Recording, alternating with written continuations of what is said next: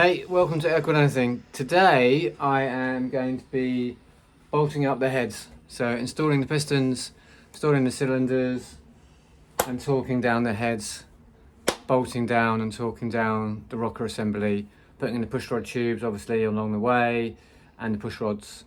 So long block should be completed at the end of this, which is great. First thing I'm going to do, because I haven't done it yet, is I am going to weigh the pistons with the wrist pins inserted, and we'll see if they are balanced. I think I said in a previous episode that they were still in their bags, and I'm pretty sure they hadn't been balanced. But on closer inspection, there has been a little bit of work done on them, so I'm hoping for a good result. Here's my crappy kitchen scales, which I use to measure my rods on. And I'm not sure if you can see, but inside, I'll push the wrist pin out of the way for you. Inside, there has been some drilling and some material removed. So I'm not sure if Marley have done this or if CB have done this, but some work has been done on them. So this is number one.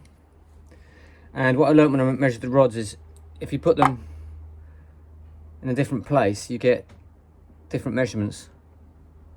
506 there. So I'm going to put them all in the same place.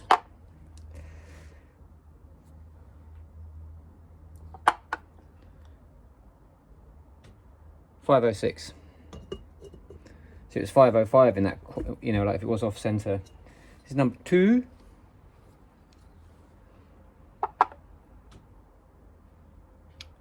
.505. A gram difference.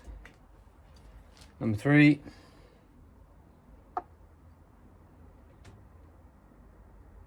Didn't know whether to be 505 or 506 there.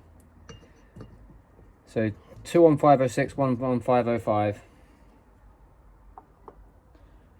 Please, 506. So they're all 506 apart from number 2, which is 505. Before I start bolting down the heads and putting the pistons on the rods, I want to talk about wrist pin clips. Marley sent these out with the pistons and cylinders, standard clips. CB Performance sent these fancy things, which are going to be a lot easier to fit than these. These always end up pinging across the workshop and spend hours looking for them. These might do the same. I've already test fitted one, had a go at doing one. It's in there and it went in very easily, I'm pleased to say. And also, whilst I've got this out, I want to talk about piston ring gaps. The instructions that came with the piston cylinder set from Marley looks like this. Bunch of words, basically all very obvious stuff in 3 different languages. That's the only relevant bit there. That bit there. Nothing about placement of piston ring gaps. And obviously, it's really important. These cylinders are pistons rather. 3 rings. You've got oil ring on this one here, which has got an oil ring expander, which is the crinkly one in the middle, and then 2 rings that sit on top of that, either side of that rather, and then you've got your 2 compression rings. So a 3 ring system on this one, and it's important. You need to know where you're putting the gaps. For instance, you don't want the gaps. See this gap here? You don't want the gaps anywhere near the wrist pins.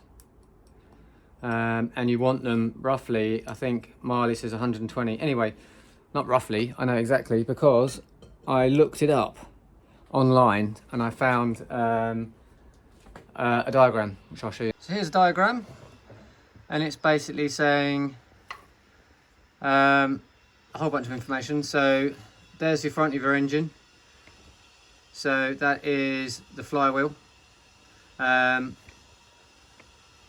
So obviously you flip that round the other way when you're looking at the 1-2 side. This is the 3-4 side we're looking at. The oil ring expander, the crinkly one, can go anywhere in this arc here. And then the top oil ring gap goes away from the flywheel at about just after 4.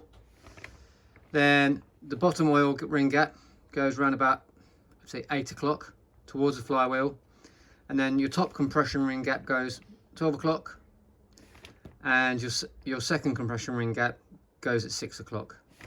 So I'm going to roughly set all the pistons and rings and gaps up now before I get into the mad panic of bolting it all down in one fell swoop. There we go, I've done number 3. So the arrow on the piston pointing towards the flywheel, and we have the top compression ring at 12 o'clock.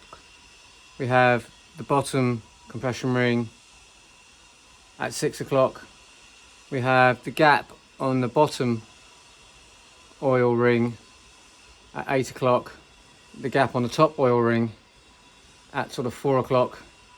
And then we have the gap, the red-green, on the crinkly bit at 12 o'clock. So that, put that carefully back where it's come from. And obviously when you put in your piston ring compression tool on there, you've got to be really careful to not disturb those. I mean, if they go out by a little bit, it's not going to destroy your engine, but you want to build this as accurately as you can, so you've got to be careful when you put this on. Some guys install the piston rings into the jugs before they put them on the engine. I've never done it that way. I always put the piston on, put the sealant on the cylinder, and then put it on the piston. I just find it easier that way. That's the way I've always done it. I'm not changing now. I say the way I've always done it. I've only done a few engines, so it's the way I've always done it until now. Maybe I should experiment and give that a go, but I just don't feel like doing that today. Right, I'll set the rings up on the others and we'll carry on. Now it's time for me to start looking to prepare pushrod tubes. I have these CB Performance race pushrod tubes with a slightly flared end, a bit like a trumpet. And yeah, that's to allow more movement in the pushrod when you've got high ratio lifters. Not that these are particularly that high ratio, 1.25, not that they're 1.4s or anything crazy. You notice it's only got a concertina on one end. I imagine we fit seals like normal, and the way I do it is I put a little bit of Permatex grey, a little bead around here. I push the seal on, normally slice my fingers about 5 times on these really sharp edges. I do both ends of all 8, and then I put some Permatex on the outside of the seal. I guess everyone's got different ways of doing this. I've seen videos of some guys, they just put oil on them and hope they don't leak. Some people push the seal on and put a sealant on the outside and not the inside. Belt and braces, I don't want to have any leaks, and these things are like the weak point in the design of a VW engine, in my opinion. You know, you're buying a car from someone, a VW from somebody, and it's got an oil leak. In my experience, 9 times out of 10, it's one of these things that's dropping the oil. They're just shit. I've also given these a dust of lacquer. I did that yesterday. I filmed it, so I can show you that now.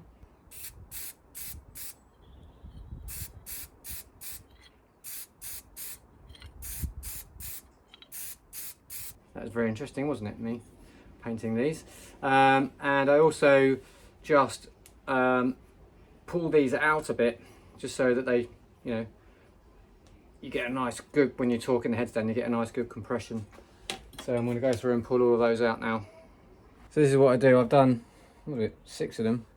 I thought I'd show you. So yeah, I just put a bead on around the outside like this. Nice wodge of it all the way around, make sure the circle is complete. Get the seal, and then put the seal on, squidge it down, and I just wipe off any excess with my finger. Doing these is the low point of the build for me. It's a very tedious job. And why do I do it like this? Because I'll tell you why. Because when I first got into this engine building business, one of the first engines, I think the second engine I built, was a Porsche 356 motor, and I got the Harry Pallo DVD and I was following that, but I wasn't that confident, so I contacted Andy Prill, Porsche, who's like one of the UK's premium. He actually is the best, especially at race engines. He builds a lot of race cars and maintains race cars for people. He's like a top end guy here. And I contacted him and I explained the situation, that I wanted to build the engine myself, and he offered up an amazing deal. He said, come to our engine shop and we'll help you build it. You do the building and we'll supervise your build. So I went and it wasn't cheap, I'll tell you that, but I went down and I learnt so much. And when we put the pushrod tubes on, Jay, the engine builder, who was showing me the ropes in their engine room, which is more like NASA, it was so spotlessly clean, all white. So the outside diameter on these is a lot bigger. These are going to be fun to get on without getting sealant all over me. And anyway, and this is the way he put them on. And he was like, yeah, if you don't want to get leaks in your pushrod tubes, do it this way. So, or the engine isn't end up coming back to us with leaks. So, you know, and they're building, you know, 2 or 3 356 motors a week, I imagine. I mean, they had 3 or 4 on the go whilst I was there, so I should imagine that's a normal week for them.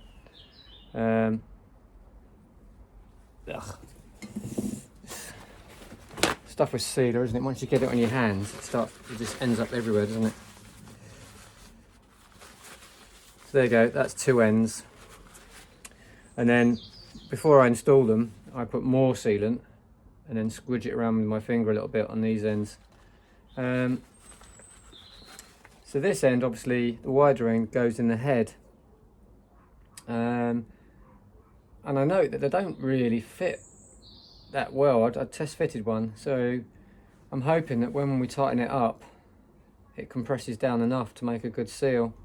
I guess we'll find out if when we fire it up, we start pissing oil everywhere, which I'll be very annoyed about, because then that'll be tearing it down. I mean, they sell enough of these, so I assume they work. Right, I'll put the other 7 ends on. Right, ready to start. So a bit of secret sauce. This is number 1 we're putting on first.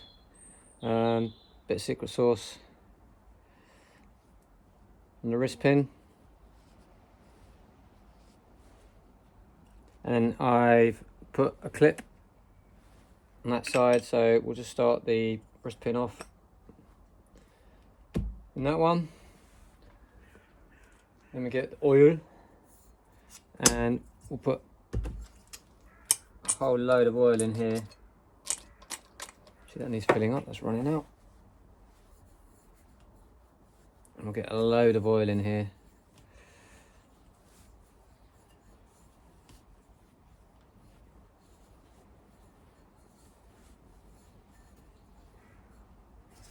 So that's ready to go.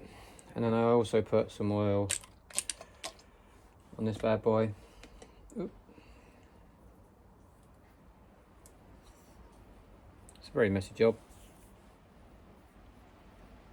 You can wipe the top of the cylinder off afterwards. And then we're ready to put it on. So we're already set to top dead center on number 1. And this is the way I do it. As I say, some guys put the pistons on the jugs. Pop your wrist pin in till it touches the clip on the other side, and you get your next clip. Easier said than done. Let's get these all out.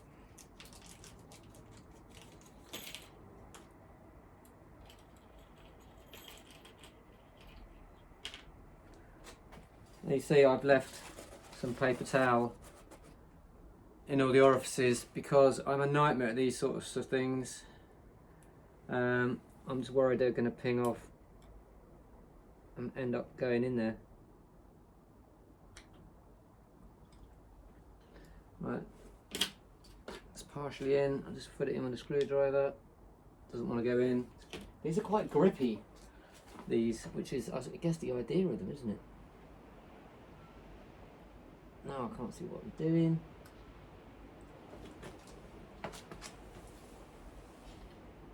I've got the world's worst tool for this. It's completely the wrong tool, really.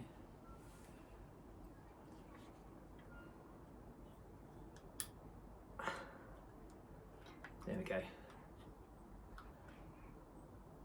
That's in. That's in. So,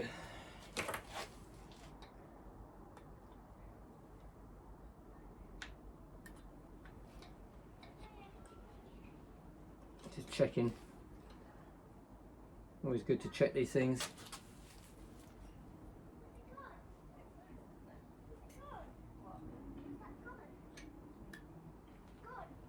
Yep, that's in. So you want to make sure your piston ring tool is nice and clean. I mean, look at the dirt that's come off of that. You want to make sure this is clean, because any dirt that's on here is going to go on the piston rings and end up in your engine. And then I just squirt a bit of oil on there just to help. Rub it around with my finger. Check that the gaps are all in the right places. I've already set those up, but they are correct.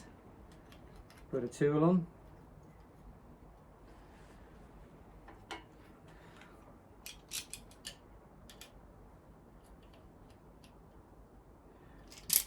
If you haven't got one of these tools with the ratchet like this, you should get one. They're only a few quid and they're brilliant. So the trick is not to over tighten it, like I have.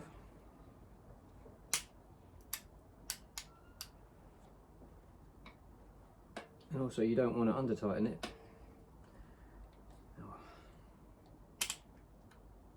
Get it down so you can get the cylinder stuck. There you go. So you want a little bit at the top of the piston sticking out,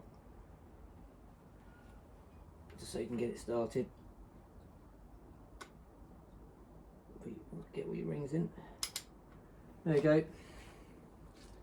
Oh, and I forgot to mention, make sure the arrow on top of the piston is pointing towards the flywheel. Very important. Right, so this is ready to go on, but before it goes on, we need to clean up any of this excess oil from this edge and put some sealer on, which is what we'll do now. Just want to take off any oil.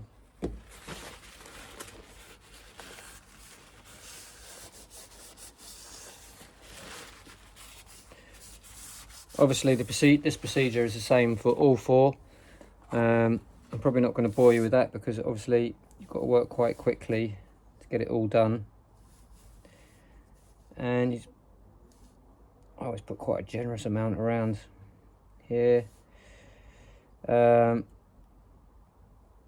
can use, I think you can use paper gaskets. I've never used paper gaskets. I've always just done sealant like this. I mean, don't need too much.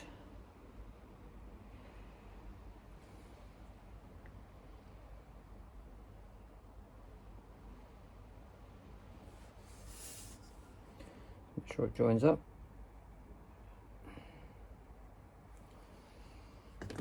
There we go. That is ready to go on.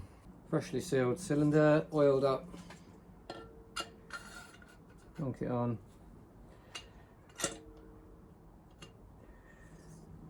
Get on, sweetie. There she goes.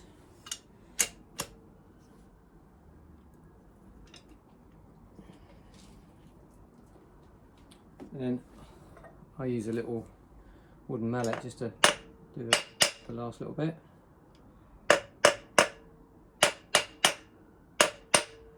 Just get past the stubborn oil rings.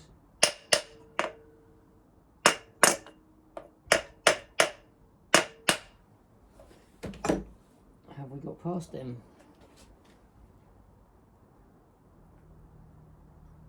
Maybe not.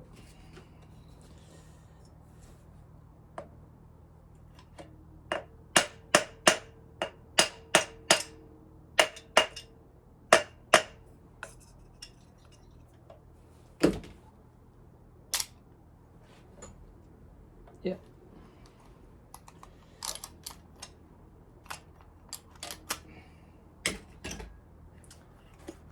Take the tool off.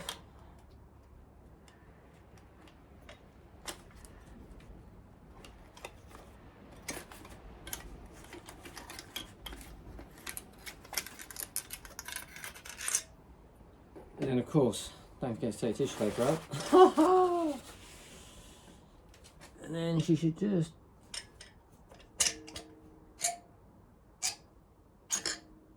gently does it.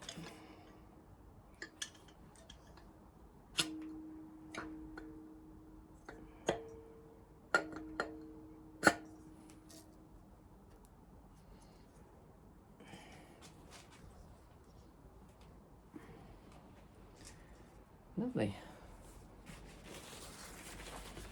Just clean up excess sealer.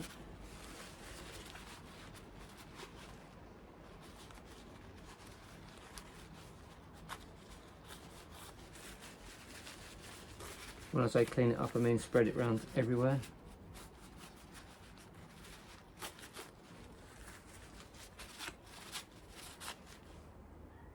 Lovely.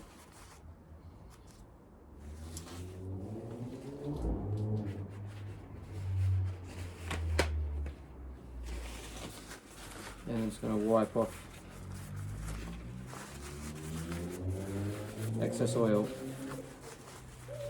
because when you put the head on, you want that to be dry.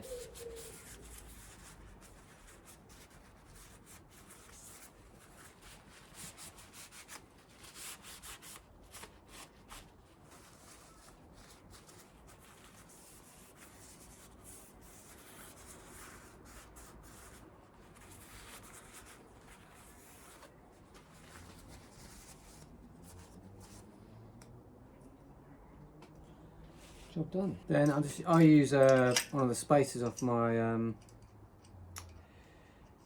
what's it called, deck height tool, just to put this down, just to put it down like that.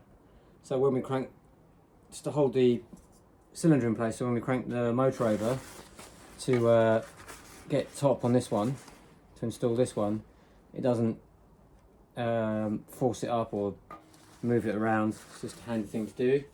Right, I'm going to put the other three on now. I'm not going to bore you with it. I'll probably just film it anyway and speed it up for you.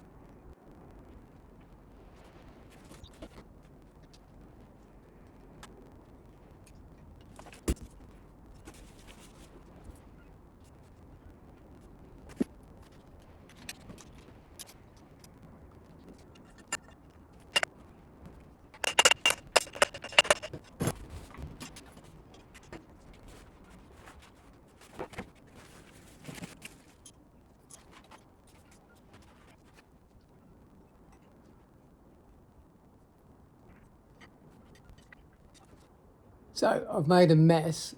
I've made a mess up. I have to remove this one because the engine stand is preventing me putting in the wrist pin. It's just I mean, if I had a longer stroke and a longer rod, I'd get it in, but so I've got to put the wrist pin in from this side, so this one has to come off.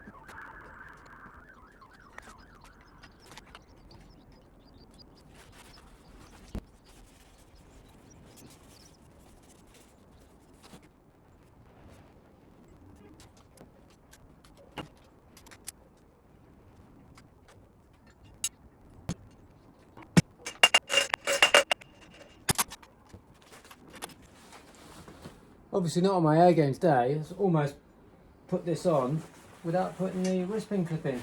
That would have been a disaster. Well, I would have found it on the bench at some point and had to tear it down again, but better now than later. Made a pig's ear of that, didn't I? Cylinders on, cylinders off. Wrist pins on, wrist pins off, and I guess you're looking at it sped up and you nearly dropped a couple of nuts down inside the engine. Nearly closed the cylinder up with some tissue paper in it. Anyway, all 4 pistons and cylinders are on, and we're happy with that.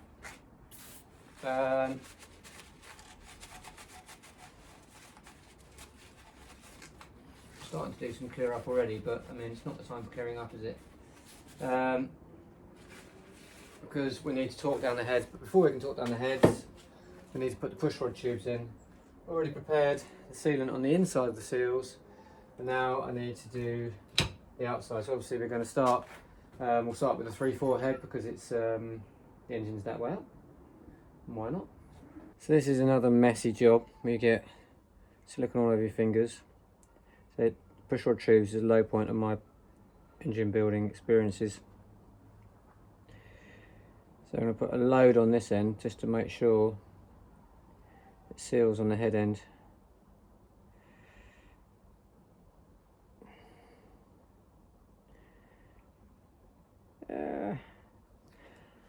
Oh no, this could be running out.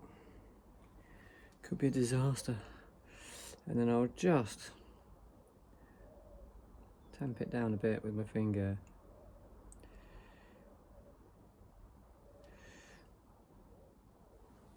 So it looks like that, quite a lot really.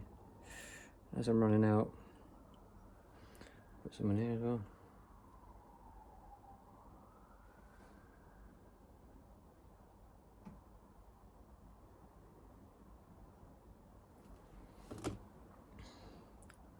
That's one.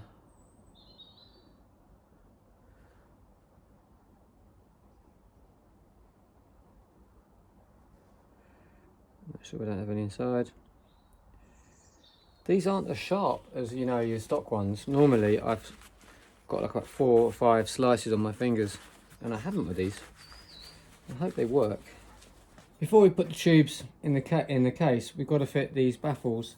I have some gold ones and some black ones. I've delayed putting the engine together because I've been waiting for these black ones to turn up in the post because I didn't think I had any. And then when I got the pushrod tubes out this morning, a pair of these were in with the pushrod tubes, so they came with the pushrod tubes, which is kind of good. So these are super important because they stop your engine overheating, and I think they always a tight fit.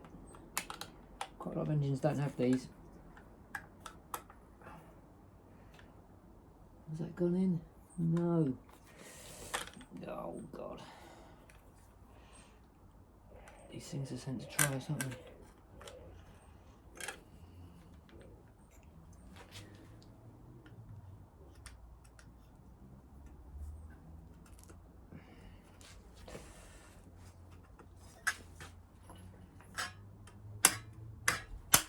There you go. That's in. Get my woolen mallet.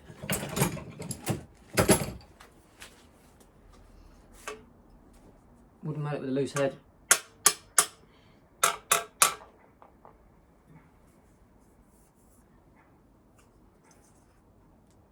Oh, that's nice and tight. So obviously when the air comes in from the top of the engine from the fan, it blows down onto the cylinder heads. Between the gap in them, if it wasn't for this baffle, it would just like oof, blow out this way, but this like draws the air around the bottom of the cylinders and helps cool them. So I showed you, I put some sealant on this one. They go into this away, I think.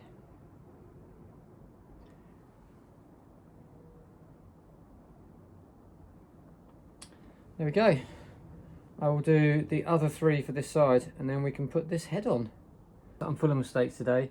I forgot that you don't want the seam facing anywhere near down. You want, so when the engine's upright and in the car, you want the seam of the pushrod tube facing up, because if it's going to leak from anywhere, it's going to leak from there, isn't it? So the tube's got the sealer on. They're sort of standing there. The seams are the right way around now. And I have the 3/4 head, and then we try and get it on. And the pushrod tube's located.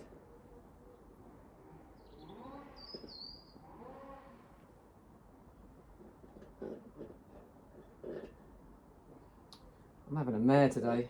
Come on, tell me. Get your shit together.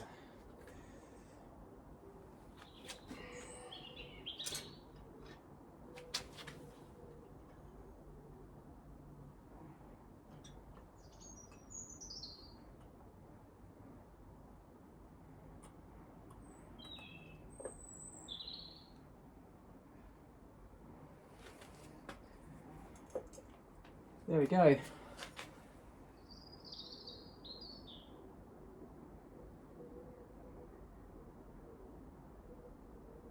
We are miles off. So these pushrod tubes, either I'm fitting them incorrectly or they're massively too long. I mean, I'm miles off. I say miles off. Yeah, these aren't.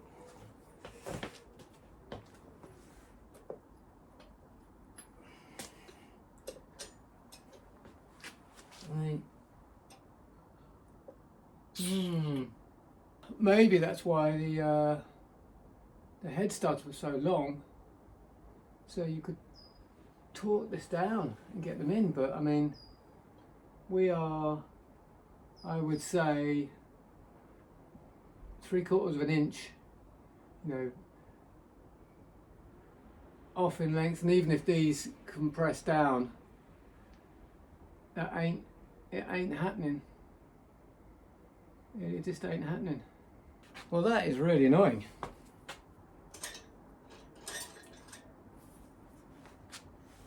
Now I've got sealant all over my heads, all over my case. I've got the jugs sealed. They need to be torqued down before the sealant goes off. So I think I'm going to have to take jugs off, the pistons off, take it all off and do it another day. There's one without sealant. Yeah, they're massively too long. And they're hugely too long. Yeah, they should be about that length. Right, I'm going to have to tear it all down. So a few days have passed since I failed to put the heads on, and since then I've sent out and ordered sent out and got a set of stainless steel windage pushrod tubes, and I think the problem was because the length of these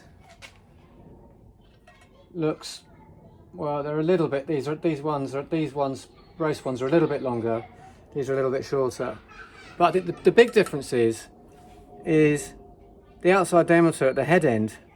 These weren't going in to the sleeves on the head and we're sitting proud, and we're extending it and making it impossible to get the studs through and crush them down. So I bought these stainless ones. Don't need to cover these in lacquer because these won't rust, they're stainless. Very nicely made. They're windage ones, so the case side has got a slightly longer neck, and the idea is as you go around corners, excess oil in the sump doesn't slosh up and come down the tube into the heads. Although, to be honest, I'm not going to be doing any excess cornering anyway.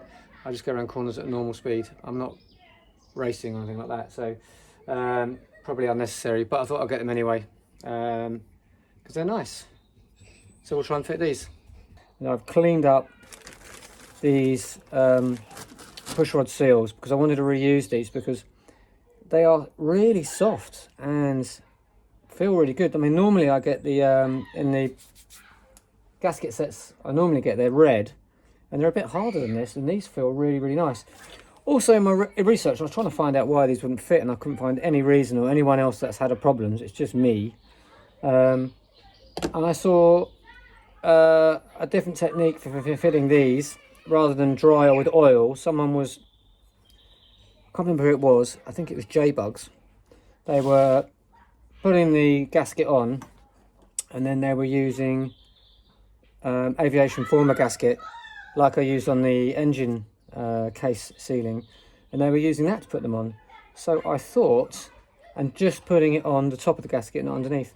So I thought I'd give that a go on this engine and see if that works, because if that works and when we get no leaks, I'll be super happy, because I hate doing that gasket thing. So the first thing to do is to pull out 4 of these on this side. I'm doing, what side am I doing? I'm doing the 1-2 side first. So I'll just slip these on. So there you go, 4 nice shiny pushrod tubes. I do like them. So I've got my Permatex, and I'm just going to do, that's what they did in J-Bugs. I think it was J-Bugs.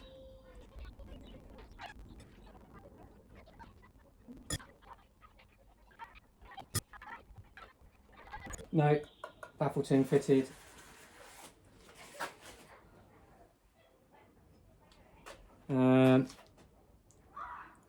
Seam facing up. Now these, I tried test fitting one of these, and these are a really tight fit. Oh, that one's gone in really easy. Very nice.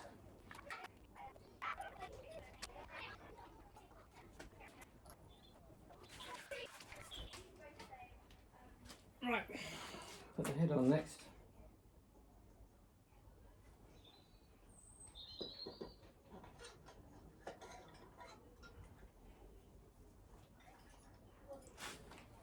Try and guide these in.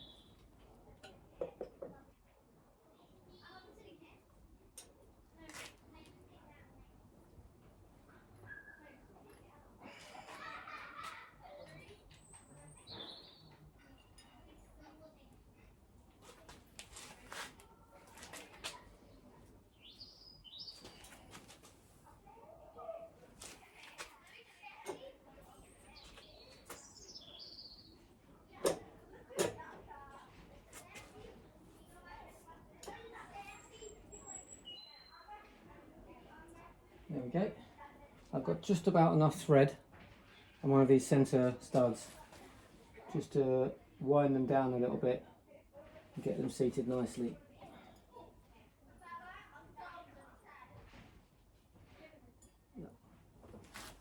They look nice.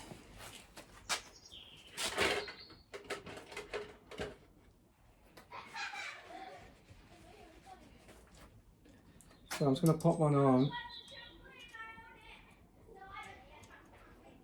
I've got enough room for a washer as well. I'm going to use a skinny washer. Just enough room to get a nut on and a skinny washer. Just tighten them down a bit.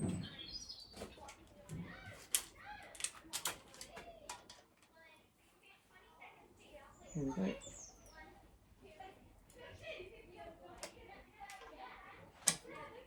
Ah, there we go.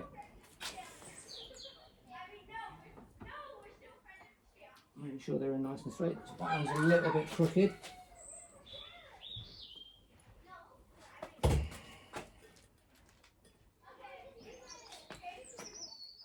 Lovely. Right. Next job, the washers. These big fat chunky head washers. They are rounded on one side and they have a flat surface on the other side.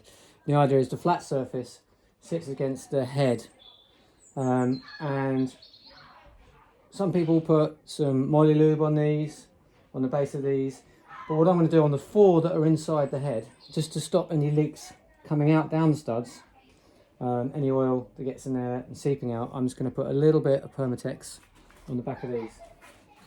First thing though, I'm going to clean the seats up.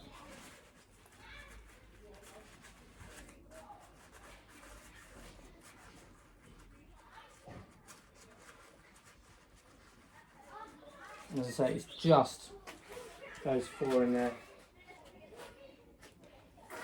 So, just a little bit of Permatex on these four.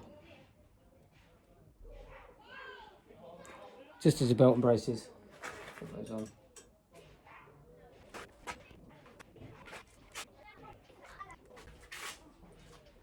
And then I'll get this one ready for when we want to put it on. Put the L4 on. This side you can't see, but they're going to go on.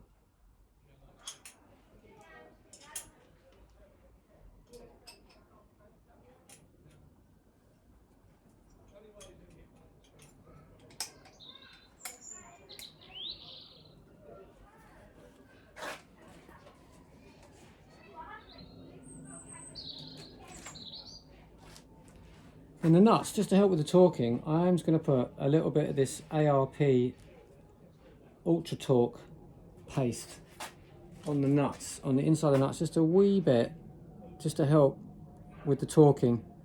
And whilst we're talking about ARP paste, on a video I did a few weeks ago, by the time I published this one, I did rod nuts, and I put ARP and I put Loctite on them, and I've had a few posts from guys saying I should tear the engine down and redo that, because ARP say on their website do not mix Loctite. Now I can't remember why. Well, I can remember why.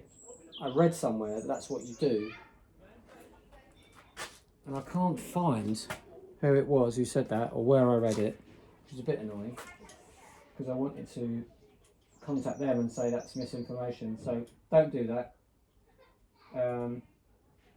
Just do their ARP paste and not Loctite. Or ARP said you can use Loctite if you want. You're not going to get as accurate torque setting if you use just Loctite. Don't mix the two. So I'm not going to tear the engine down. I'm going to risk it, and we can kind of see it as an experiment. You know, if I throw a rod and ruin my engine because a rod nut comes undone, then we can point the finger of blame at that and that mistake I made. So yeah, I just wanted to mention that. It's a very valid point. And that's a brilliant thing about this YouTube stuff, is other people are watching, and even though this is mainly like a record for me so I can look back, if it's helping someone, that's great, and the fact that other people are helping me is even better.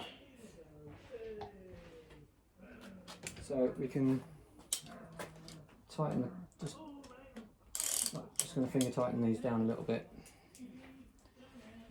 and then, well, just this one, and I'm going to take this one off and put the proper washer on.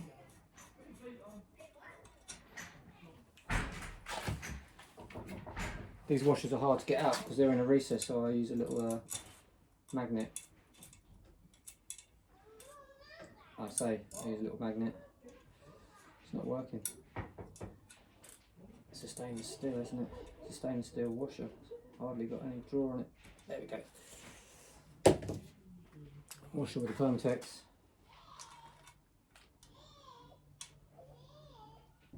Final nut.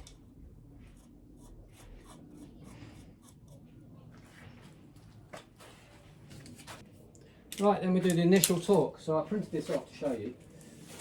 So when you're torquing down your heads, you follow two patterns.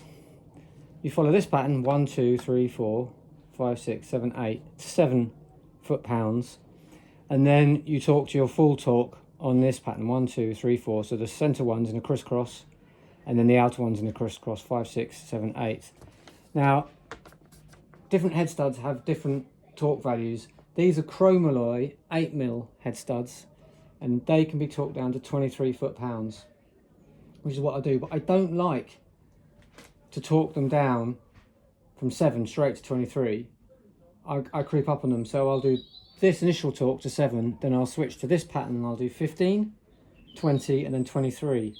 And the way I like to do it is, we'll get into that in a minute, is I like to alternate from side to side. So I'll do this head to 7, then I'll fit the pushrod tubes on the other side and torque that to 7, then I'll come back to this head and do 15, 15 on the other head, 20 on this head, 20 on that head, 23, 23, and then I'll check it. And that's just so that the pressures on the case around the bearings isn't being pulled massively in one direction and then the other direction. It's being loaded up gently. And when I've torqued both heads up, if I've torqued both heads up and I'm going to release the torque on the heads, I will do the same on both. So the head is on the other side at the moment, but it's only at finger tight. So I loosened both off before I took this off. So that is just hanging on by finger tight. So I'm just going to do this to 7.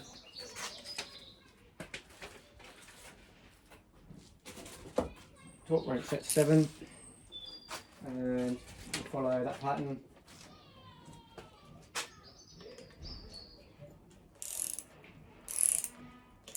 Long way to go. I mean, 7 foot-pounds is nothing. It's just like what you would call a soft snug. There you go.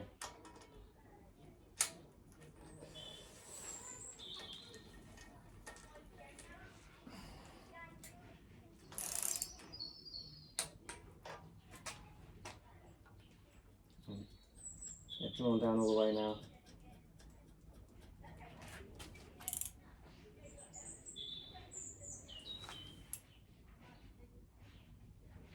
Push rods look good, seals look good.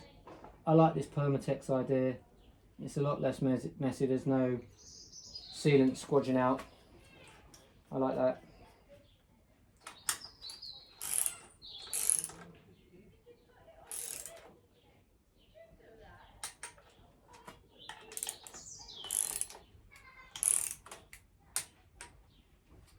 Then we go into these cross, oh, these are going to be finger tight now. Go into these top ones.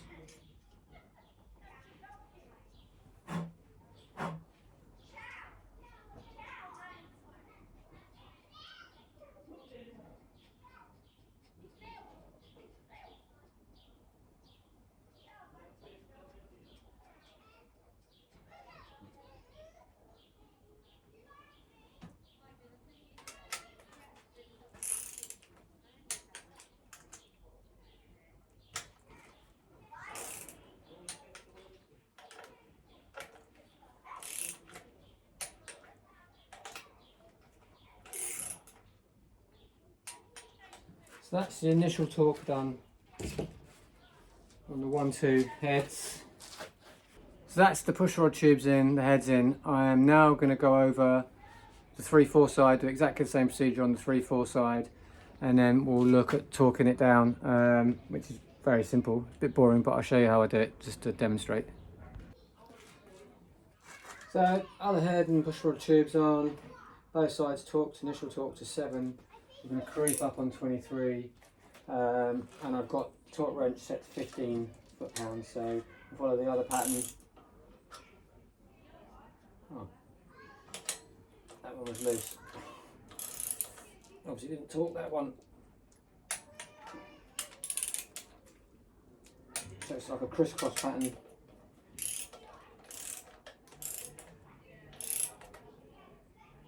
That one was loose as well.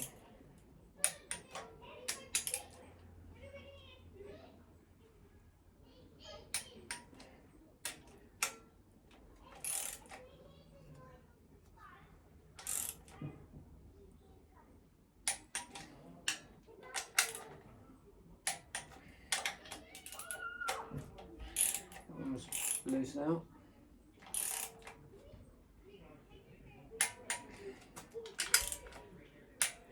That one's quite tight.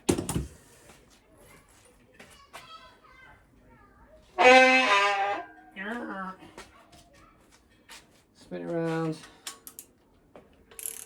That one's loose now.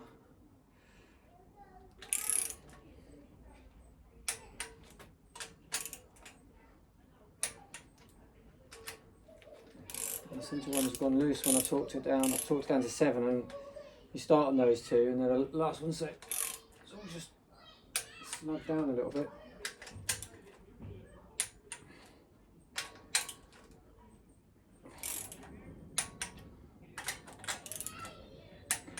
I mean, I've never not done this this proper torque pattern. I wonder what would happen if you didn't. It's supposed to warp the heads, they're not sealed properly. Don't know. So we now set it to 20. 15, 16, so that's on 20.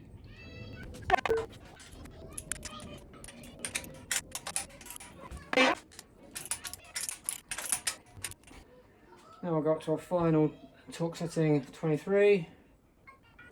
I'll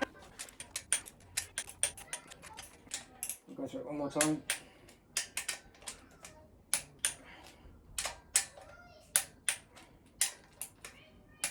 That one moved a bit. That one moved a bit. Solid. That one moved a bit.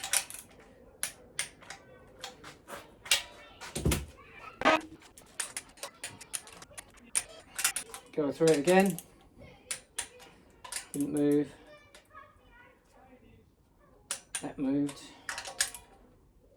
Didn't move. Didn't move. That moved a teeny bit. Didn't move. That definitely moved. That definitely moved. Right, flip it over. Now both sides are torqued. Go through it one more time. I think that moved. No. No. Moved a bit. Moved a bit. That definitely moved. Let's go through it again. Good. Good. Good. Good.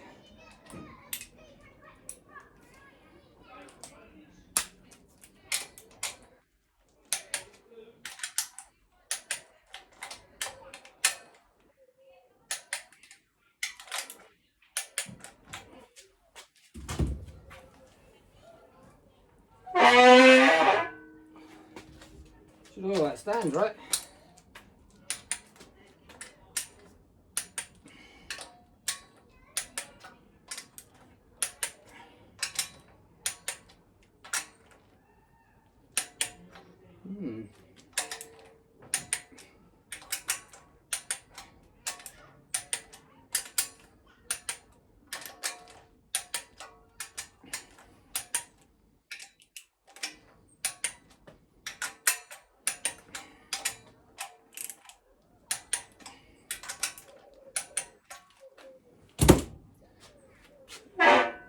is that. So, heads on. Next thing is rocker assemblies. I'm going to clean them up, won't bore you with that. I'm going to give them a thorough clean, and then I will probably film an assembly of one and installation of one side with the push rods and all that malarkey. So rocker assembly is disassembled. It's all been cleaned and ready to put back together. So a bit of the secret sauce, because we don't know how long it's going to be before we fire this thing up. Oil would normally suffice, I reckon. So we're just going to cover the shaft with the secret sauce so it's nicely lubricated all the way to the ends. Try and stand it up so it doesn't get dirty. And then I'm going to put a bit of sauce inside each of the rockers.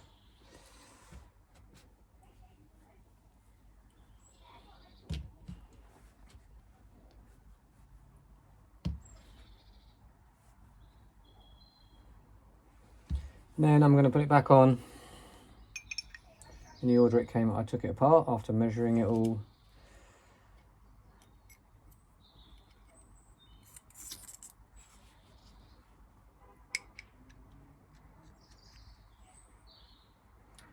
Silky.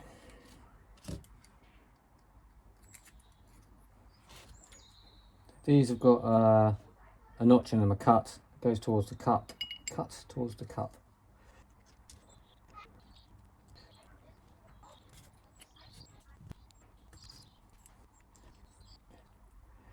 And that's then built up. You have to torque down these bolts on the end with the spring washers to 18 foot-pounds, according to the pamphlet that came with the kit. So we'll do that now. I can't get my torque wrench in there once they're bolted down to the. So I've just put a punch in the vise just to hold them, whilst I can just torque this down.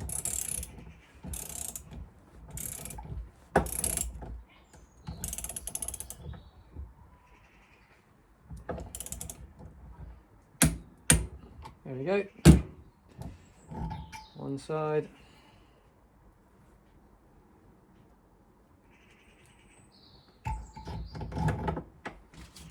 £18 foot-pounds.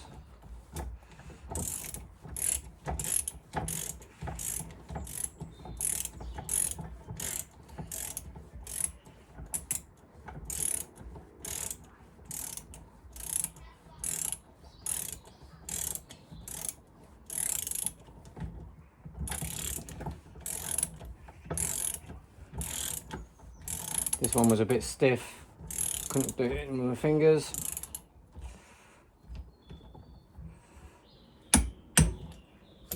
£18 foot-pounds. And there we go. Rocker assembly ready to bolt on. So I've wound in and tightened up the rocker studs. These are the adapter ones, which allow us to fit the aftermarket rocker covers. And the next thing before you bolt down your rocker assembly, you've got to put your pushrods in your pushrod tubes. But what I do, and this is a trick I learned from Harry Pello, and I'm not sure how useful it is or not, is without dropping them, I stick them in some oil and then put my finger over the end so that there's oil in them, and then squirt some more oil on the outside just so they're nicely lubricated, and then we let them in just so there's a little bit of pre-charge of oil inside the rod. So doing that again, this is a brand new full bottle of oil, so and what you don't want to do is let your rod fall down into the bottle of oil. So there will be oil in there, some oil gone up inside, probably not much, I don't know if it works, but you know, it's worth a go, isn't it? Doesn't do any harm.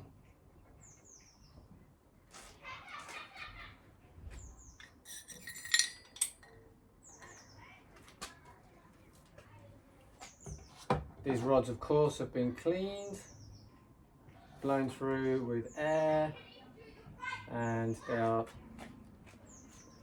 super clean. There we go. Rods in, rocker assembly. Nearly forgot. Of course, want to add our shims. Want all that trouble, haven't we, to do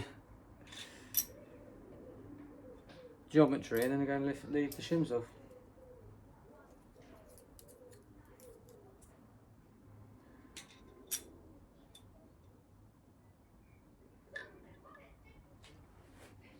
There's Easy did a really good video about rocker geometry, and he talks about the fact you want shims that cover the entirety of the foot of your rocker assembly, and if you don't, then they're not seating down as well as they could do. Or they could be like mine, where they're just not seating down at all. I've got the right set assembly here. Yeah, these are the 3/4 ones.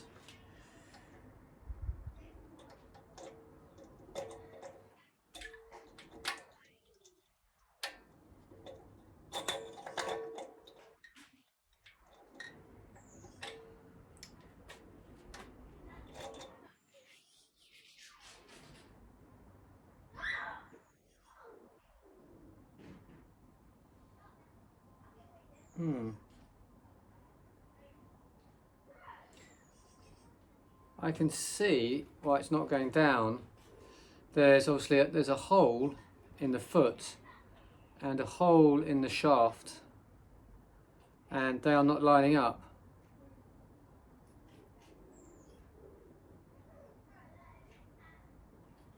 So to address that, I could move one of these shims, which is on this side of this rocker arm, over to that side of the foot, and then I can see, and then I'll be able to see if it's still positioned nicely on the valve stem. So I'll have a look at that. There we go, I've moved the shim over. I wonder if, because that's the first time I've actually torqued it down to the 18 foot-pounds, it's just bunched it up a little bit. So we know the rocker geometry is going to be the same, but it's just the position of the, see, there you go, it's just going on now. But we know the position of the actual, is it going on? Yeah.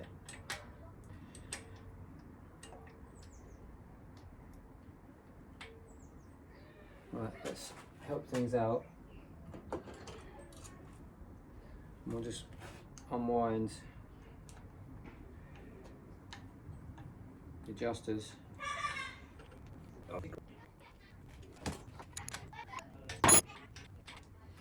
Right, let's have a look.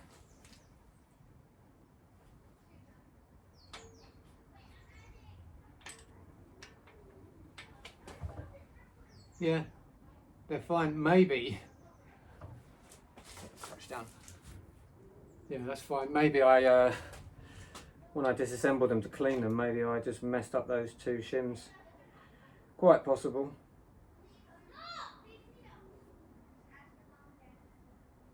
Right, these adjusters have got like ball bearings on the bottom with a flat spot on the bottom. You've got to make, obviously, before you tighten anything down, you've got to make sure that the flat spots are making contact with the tips of the valves. The kit didn't come with lash caps, and I'm thinking maybe I should have run lash caps, but I've set the geometry now without lash caps. I've never run lash caps. I've never run high ratio lifters before though, so you know what? Sort out these flat spots now here. So I've never run ratio lifters before, so I don't know, maybe my valves are going to wear out on sooner than they need to, and I'll be like Cursing myself for not fitting lash caps. Stupid ball bearing. Flat spots buried inside the cup. How annoying is that? I'll show you, look. There's one, you can see there's the ball bearing with a flat bit on it. And there's the other one, just a ball bearing, and the flat bit is jammed up inside the socket because it's all oiled up. I can't get the bugger out. Wow, that wasn't easy. That wasn't easy. I got them all around the right way though. That's something to note.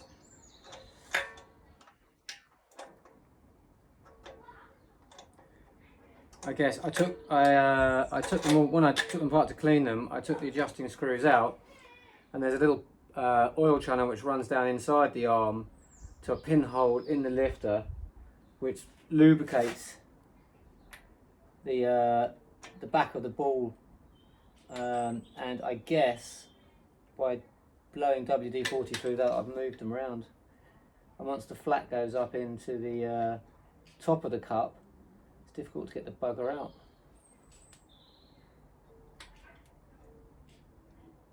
Oh, they're a pain in the butt. These not behaving themselves.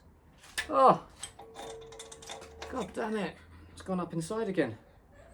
Just putting it on. That one's gone round as well. These two in the middle, they're badly behaved. There you go. Oh, foot's upside down. Arm spun round. Jeez Louise.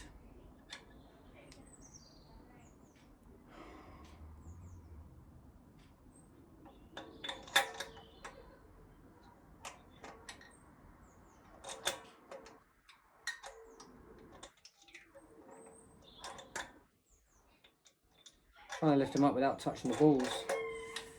Easy said and done. But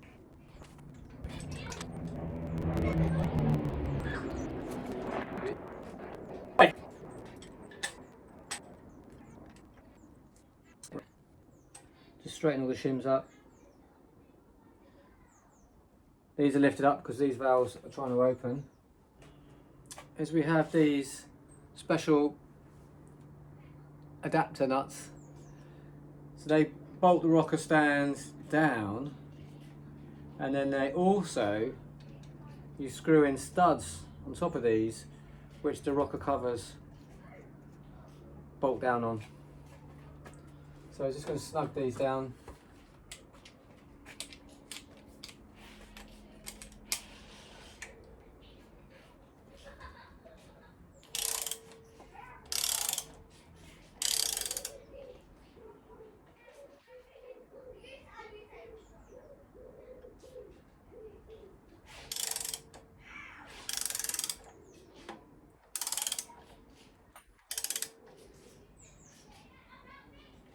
See, exhaust on number 2 is open there.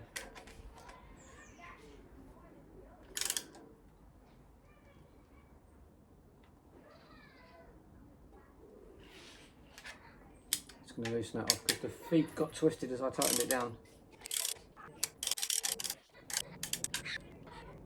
Right, now the valve cover setup comes with little instructions. And these are torqued down to 13 foot-pounds.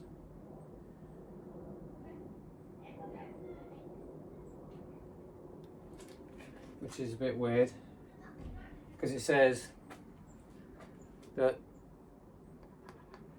the nuts are 13 foot-pounds, and then the studs you put on top of those,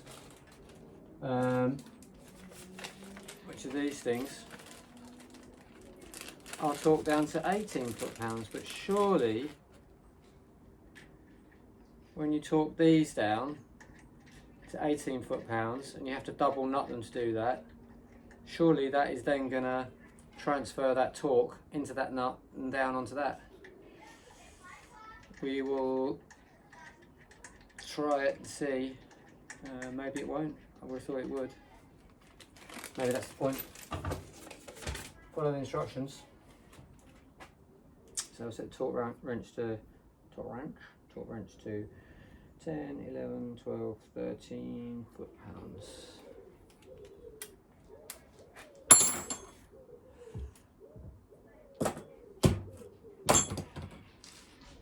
These are 16mm nuts. I thought it was 13. So I should probably back those off.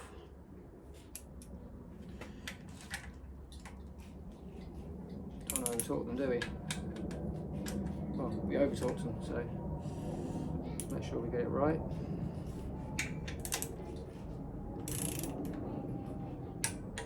That's pretty much what I had. Best to be precise. There we go, 13 foot-pounds.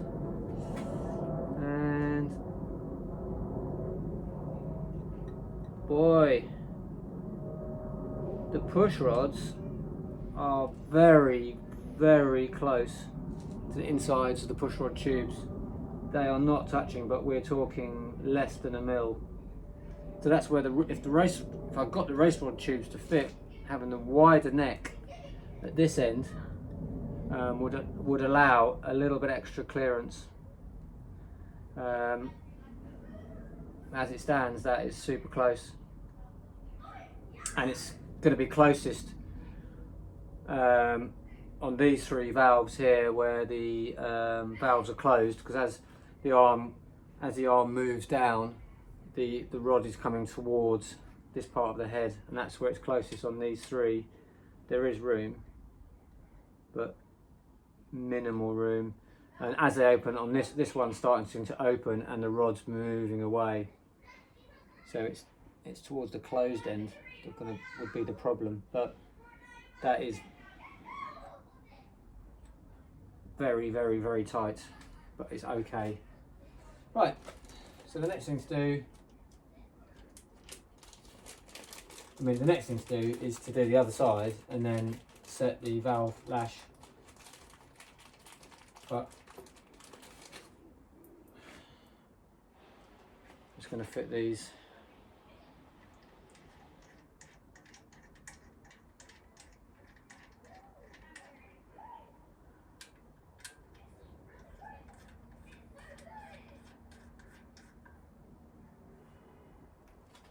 So they go on there like that, so that you can put this on, and then that's bolted down. And they look very nice, don't they? So rather than your usual cork gasket, which you stick with sealant to the inside of your valve cover, these have got like a U-channel rubber gasket, which I've already fitted. They come loose, and I've fitted that to these. So in order to torque that to 18 foot-pounds, little double nut. Try not to drop the nut down the push rod tube, which is the sort of thing I would do.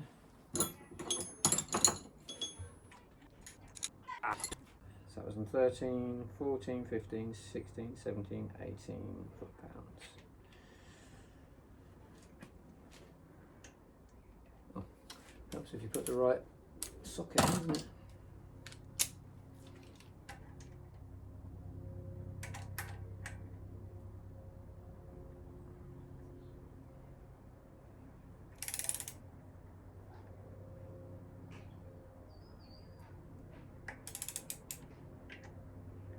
That slipped. That's slipping.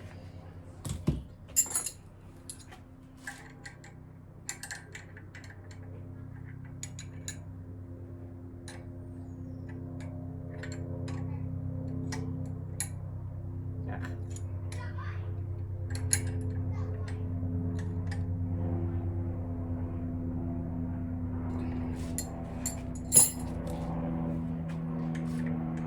Need to get one of those stud fitting tools.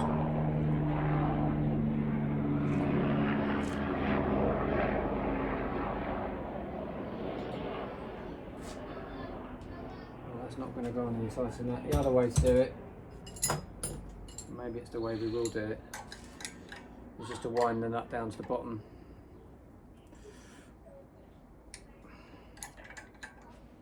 I hope I haven't damaged the threads. Again, I don't want the nuts to go down the pushrod tubes. Plenty of room for them down there.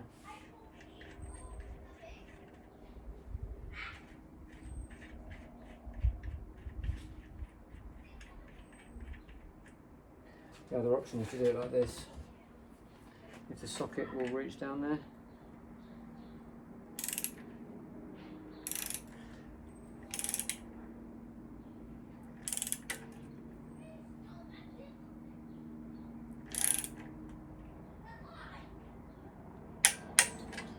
There we go. And when I wind this nut off, is it going to take the stud with it? Yes, it is.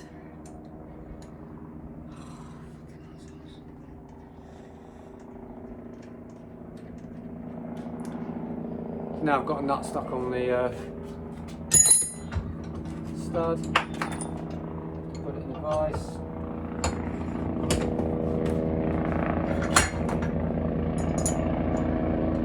Such bad engineering, the cops are going to come in the helicopters to come and get me.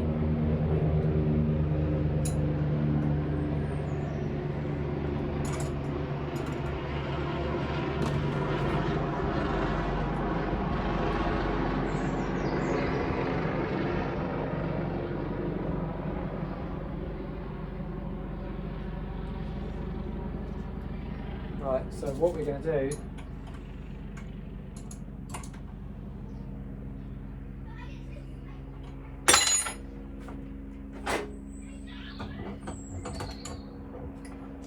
we're going to dispense with the torque wrench. Dispense with the torque wrench as it nearly drops stud. And we are just going to tighten it as much as we can without the nuts, the double nuts slipping.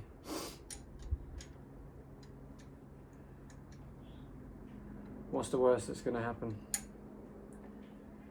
Leaky valve covers. There.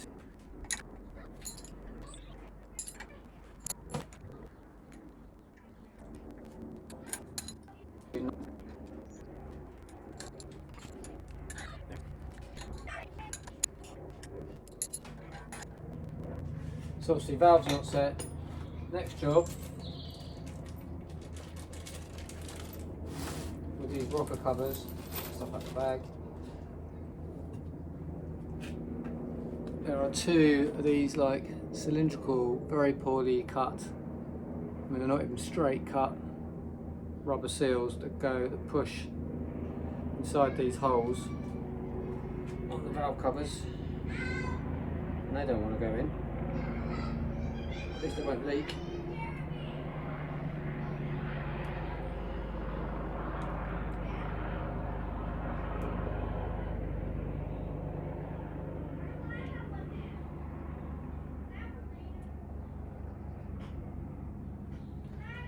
So they go in like thus.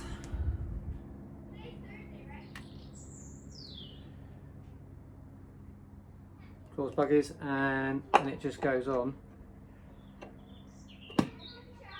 Oh, that fits nicely. Then two washers which act to compress that seal, I guess, and then two 13mm nylock nuts so your valve covers don't vibrate off whilst you're motoring along.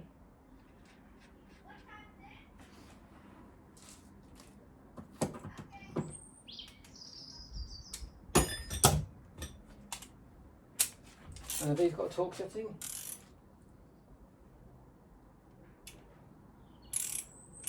Lightly tighten nuts until snug, so you don't give it the beans. So you don't need to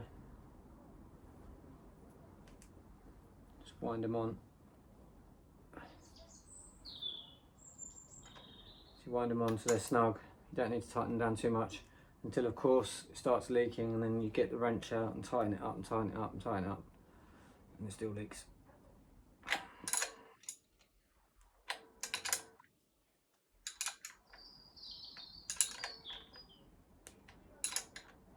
Not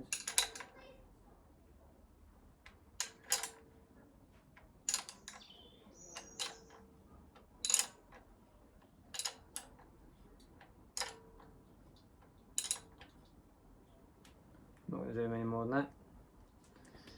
There we go. So that's one side done. And then of course I need to adjust the valves.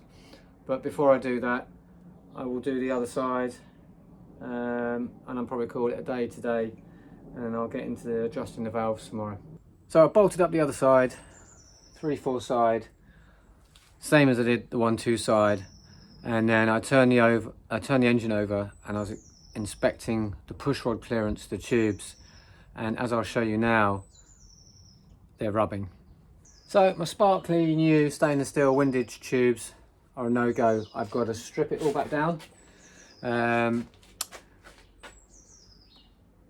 take the rockers off, take the heads off, and pull those tubes out, clean up the sealant, which I wish I hadn't used now, on the case and on the heads, and start over. Now I contacted my engine building pal, and he's like, well, those CB Performance race rod tubes are long. You've just got to try and find a thread on one of your studs and start to crush them down, and they will fit. So I should have persevered with those. I mean, they were quite a long way off, so I'm going to give it another go with those. And if I can't get that to work, I'm going to have to wind out the head studs and get some new chromalloy 18mm head studs and not cut them down, or not cut them down as much as I have with those ones. So again, learning by my mistakes, and hopefully this will help somebody else to not make these same mistakes. So that's what I'm going to do now, and I'm not going to bore you with the video of that, of stripping it down, because it's just a reverse procedure. Stuff that I will do that's worth knowing is obviously that the heads are torqued down. I think I mentioned this before, that I won't just like undo all the nuts on the head and take it off. I will loosen them gradually, flip it over, loosen the other side gradually. So I just de-stress the case bit by piece on each side, and then I'll pull them off and clean them up, and I'll probably start filming again when I've got the tubes which I've put in storage under my workbench, which I haven't cleaned the sealant off, so I need to clean the sealant off of those. And once I've got them all ready and they're back on, and I'm going to have a look at winding it down again, I'll start filming again then. So heads off, everything disassembled, everything's been cleaned out. All the Permatex I put on the backs of the washers is gone. All the Permatex that was on the pushrod seals, it's gone from the heads, it's gone from the case. It was a very long, laborious process. I've cleaned up these tubes. When I took them off, they had sealant all over them. I just put them in a bag and put them in the storage. So I had to take all the sealant off of these. And also, when I was speaking to my expert engine building friend in LA, I asked him, I said, oh, by the way, when you put pushrod seals on, do you put sealant on, or would you just put oil on, and if so, what sealant do you use? And he said Permatex Grey. He always does that. So that's two expert engine builders, two professional rather, and experts builders who use Permatex. So I'm going to do that again, and I hate doing that, but I'm going to do it because it's the right thing to do. So I won't bore you with that because you saw me do that first time round. First time I tried to fit these tubes, so I'm just going to do that now. So I managed to get one on. I don't want to strip the nut.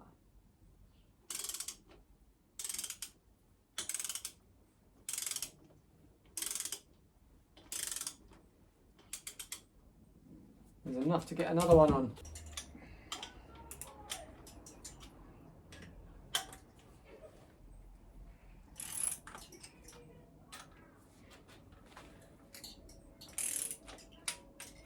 Okay.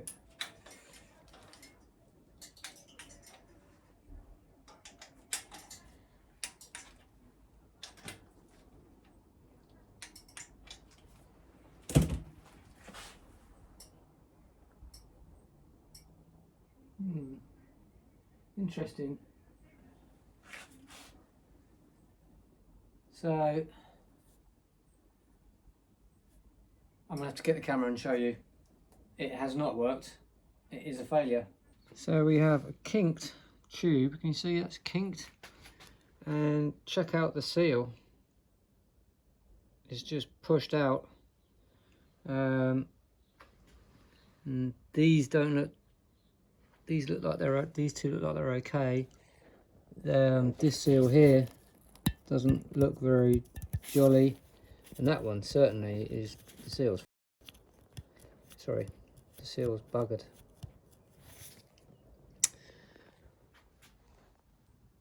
So, and then yeah, look at these seals. Look, the seals are pushed out beyond the tubes.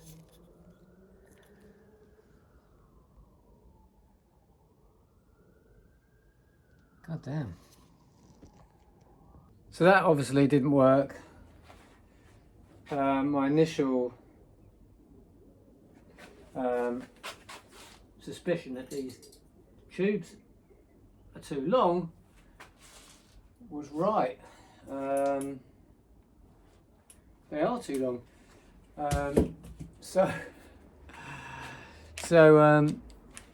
Well, that's very disappointing.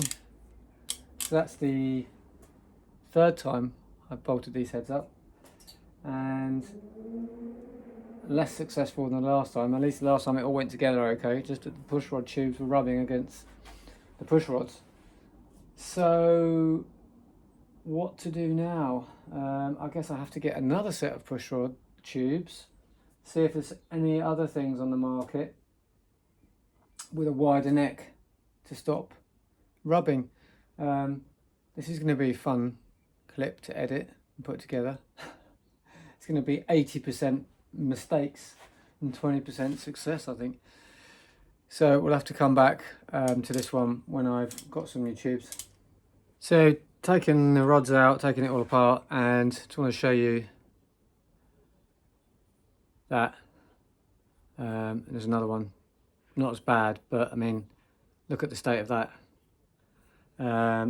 So this outside diameter is just not fitting into the head. Heads made and supplied by CB Performance, pushrod tubes made and supplied by CB Performance, and don't seem to be compatible with these piston cylinder setup, which is a bit disappointing. Unless I'm doing something crazy wrong, I can't see what I'm doing wrong. I mean, they're not the first pushrod tubes I've fitted. Anyway, I have to order it, see what I can find and see what else is available. After having multiple failures on pushrod tubes, I did some more research into what's available, and pretty much the only other thing that's available to me are the two-piece expandable pushrods, the type with the springs. Some are external springs, some are internal springs. The most popular ones being JC and also Fast Fab. And they get kind of good reviews and stuff, but I just don't like the idea of a two-piece tube with internal O-rings. It's just a whole bunch more stuff where it can leak, and I might prefer the idea of original factory style. Although I think some of the later VW engines had those expandable pushrod tubes. It's a technology that VW do use, but I just want to go with the original type. So as far as having enough room for the pushrods at the head end, I spoke to my engine builder friend again. I showed him what happened, and he was like, "What the hell happened there, mate? That shouldn't happen. I've never had that problem before." And then I showed him the stock stainless pushrod tubes I put, and he's like, "Well, you can just use." He actually sent me a picture of a ratchet handle and said, "Just put that down the end and just like lever it out to make enough clearance for the pushrod tubes." So I could do that, but I want to try before I go that route, because that feels like a little bit of a bodge, you know, like just bending them to. I mean, it would work. I mean, and I'd be happy to run that, but I'd be more happy if I could get these things to fit with the wider ends. Now, what I'm going to do is, and what I've done one already, is where this goes into the head. Actually, I'll show you on an actual head, and we can look. here's a tube as it comes out the box. It goes into this end, goes into the head, and you can see that the end of the tube is bottoming out and doesn't want to go in that hole. And that's what's happened when I've torqued it down and I've got this mess on the end, because it's basically gone in and it's just tried to crush itself down. So what I've done is I've taken a few rough measurements and I've shortened one of the tubes so that now it fits in flush. So with the gasket, it should sort of sit around there like that. Now, I don't know how stable these are going to be. Are they going to move around? You imagine with the push and the compression that goes into these, because they are a tight fit, then the gasket is going to hold it in place, and with some sealant. So that's the route I'm going to try. I've got a set square and I've measured roughly how much I want to take off, and all I'm doing is I'm just laying a Sharpie along this edge, putting the tube flat, and then just turning the tube around and getting a very rough line of where I want to cut. I mean, it's not the most accurate way of scribing the line on. There we go.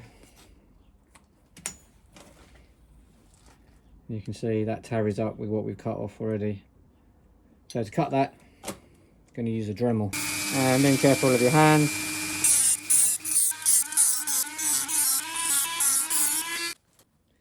So there we have cut. Next job is it's very, very sharp and rough, so I'm just going to file it so it's a bit flatter, smoother on the edges.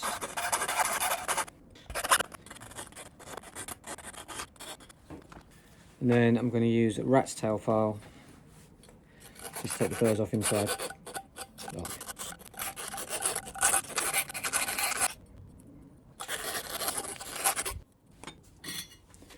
I use some 80 grit sandpaper just to finish it off. There you go. Slice myself.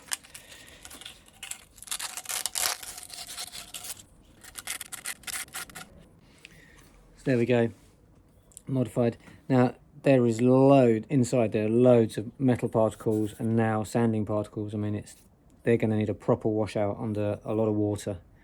Make sure they're perfectly clean. These just turned up in the post. I've got 2 bags in case I go with the stainless ones. I've got a set of pushrod seals. I'm a bit annoyed. I've got them from VW Heritage UK, and they were advertised with a picture of the white ones, and I was like, yep, I'll have 16 of those please. And they've turned up and they're not the white ones. You can feel they're a lot harder, not as nicely made. Hopefully I won't need those. If I do, they'll work. I've used those before, they work. Never had a problem with them, to be fair. The other ones just feel nicer. And then I also ordered a set of CB Performance race pushrod tube seals. Now, on the to be fair to CB Performance, they say you can either use our special seals or you can use standard ones and just stretch them over. And this is what they look like. So you have a standard white one, which goes on this end as normal, fits on nicely. And then they have a O-ring, which is too big to go on this end, an O-ring which goes over on this end.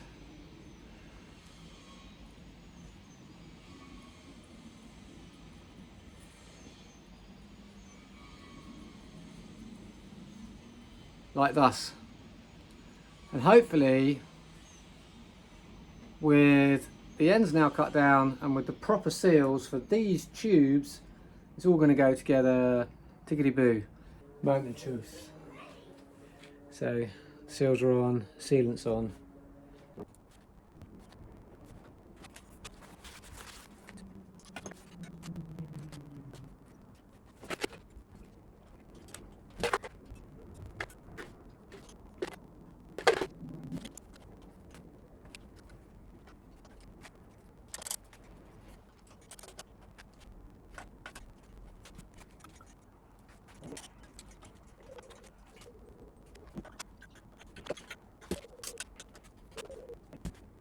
Not torqued them down that much, just roughly tight, and you can, I'm not sure if you can see actually, but they are wonky on the bottom. And if we look at the top, this seal here is the worst. You can see it is squashing out, the seal is squashing out, and the it's going to leak for sure. So I think I have concluded these ain't going to work. So the saga of the pushrod tubes continues even further. VW God's not shining on me. I have fully established that these pushrod tubes, these CB Performance race pushrod tubes, do not work with this kit. They are too long. Even when I've cut down the ends, they are compressing too much. The concertina ends are compressing so much they're starting to buckle and go out of shape and lean over. And at the top end, the head end, the seals are under so much pressure they are being squashed out, so they will definitely leak. So there's nothing I can do. I will put these down to experience and in the bin, and we will fit. I thought this might happen, that's why I bought the other set of seals. We will fit the stainless ones, and we'll see if we can use a lever to open up the mouth of those to clear the push rods so they're not rubbing. And I want at least a mil or two clearance to make sure that that's going to be okay. And if that doesn't work, the only option is for this motor, sadly, the two-part pushrod tubes, which I know a lot of guys like. I just don't like the idea of them, because I just think you've got an extra extra area for them to leak, and I hate it when engines drop oil, even just a tiny drop. I hate leaks. I don't want leaks. I want a leak-free motor. So I tear this down, clean off all the ultra grey I've just spent half an hour putting on, and start again. I don't think I'm going to do it today. What time is it now? Well, it's 4:30. I suppose I could do it. Could do it today. Could do one side today, torque it down to 7 on one side. Oh, helps you take these nuts off your. So, stainless ones. I won't bore you with showing you me fitting those again, because it's exactly the same procedure as last time. So next time we catch up, they'll be in, and we'll be looking at bending out the mouth of those to fit the push rods. Actually, just to show you how bad they fit, that's how bad it is. You can see now it's off the engine. How bad that is. Shocking. Stainless tubes are in. I'm hoping that they're going to bend. You can see that the top of the tube, I hope you can see, comes in here. We've got some sealer there. It comes in, and the pushrod tube is just against that. So I'm just going to use this socket extension. So one end is against the head. Oh, I felt that bend. Oh, you can see it's bent. So I could have done this 2 or 3 days ago if it's going to work. The next job will be to get the other head on, and the next job is to get the other head on, torque them all down, get the rockers and the push rods in, and then we'll see. So yeah, there's that. Open them right up, so I'll just do all of them. Word of warning, if you're going to bend your pushrod tubes like I've just done, don't get the socket so far down it gets into the tube, because you're going to make dings in it like that. Now I've got dings in my tube, and I'm going to try and put a socket in there, and I'm going to try and dolly that out, see what sort of results I get, because that looks nasty. There you go, I dollied out those dings a little bit. They're still there, but I managed to get rid of most of it. Difficult to film this, but if you see, I've got a feeler gauge. Maybe if I put it from this side, try and get it in there. That easier from this side. So I've got a feeler gauge, and it's going in between. Same on this one, in between the rod and the pushrod tube now, whereas before I couldn't get a feeler gauge in there. And it's the same on these. And then this valve, which as you can see, starting to open. The rod gets further away, plenty of clearance. And this one, which was the tightest one, also clear. And it's the same on the other side. So the push rod's now clear the push rod tubes on both sides, and I'm really happy. The 1-2 side, the clearance, there was a little bit of clearance already, so that wasn't really the problem. So having pushed those tubes open a bit more, now there's literally bags of room on that side. It was just the 3/4 side for some reason that was a bit tighter than the 1-2 side. Now we have enough room to get a 6/1000 of an inch feeler gauge down there. I haven't tried to get a thicker one down there because it's not flexible enough to get around the bend. So feeling very positive about that. Now it's just on to valve clearance, which we'll go through now, and then we can put the cylinder heads on and move on to finishing the engine up.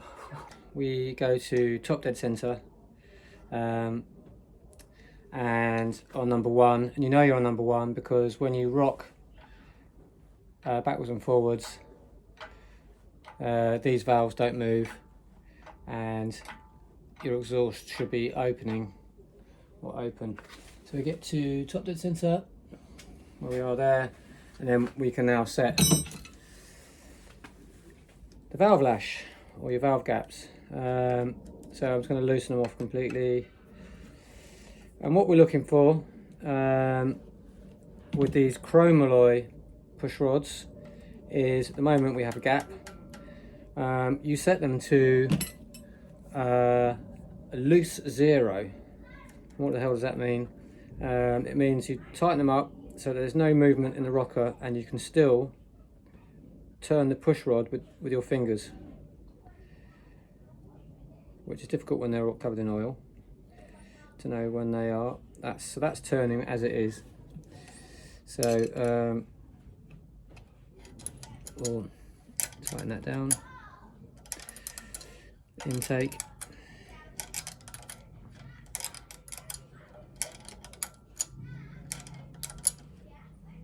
Could have done that by hand, couldn't I? Just got to snug it down. I've got to overdo it.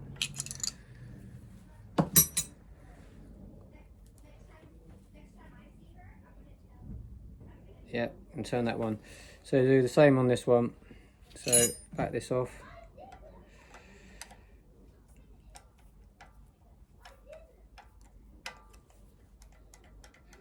So there's movement there now. Tighten it down. See if we can turn that rod, if we can.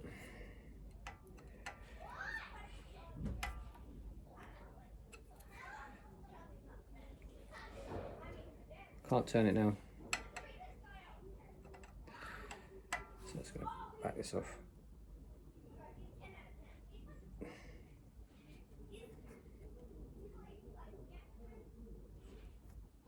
There we go.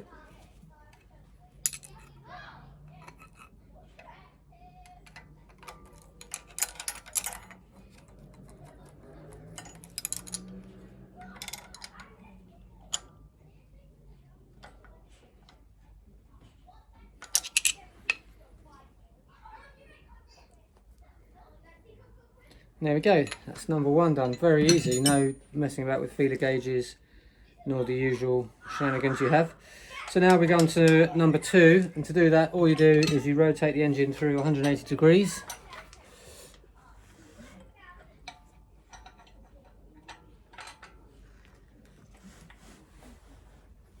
And again, if you rock it backwards and forwards, you see they're not opening. And then we do number 2. And we turn it through 180 degrees. This is backwards. Do number 3 and number 4. And that's how I'm going to do the valve lash. Valve's all set to loose 0, which is, I love chromalloy pushrods I've discovered, because that makes doing the valve adjustments super easy. Next thing to do, final thing to do, is put these back on. We had them on before, didn't we? But so what I noticed is I over tightened them last time I did these, and when you over tighten them, if I spin the engine round, this seal here starts to bag out like that. It presses out, so you just want to get them nice and snug, I guess, so that it doesn't do that, because I guess that will cause a leak. Nylock washers, nylocks.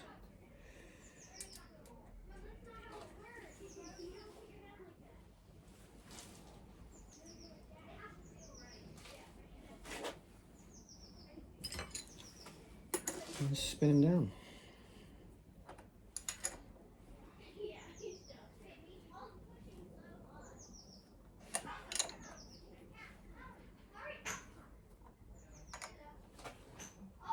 So there you go, starting to push out already. If you over tighten them.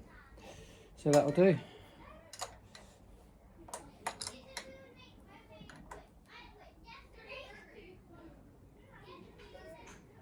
I assume that's done. So that's the long block finished.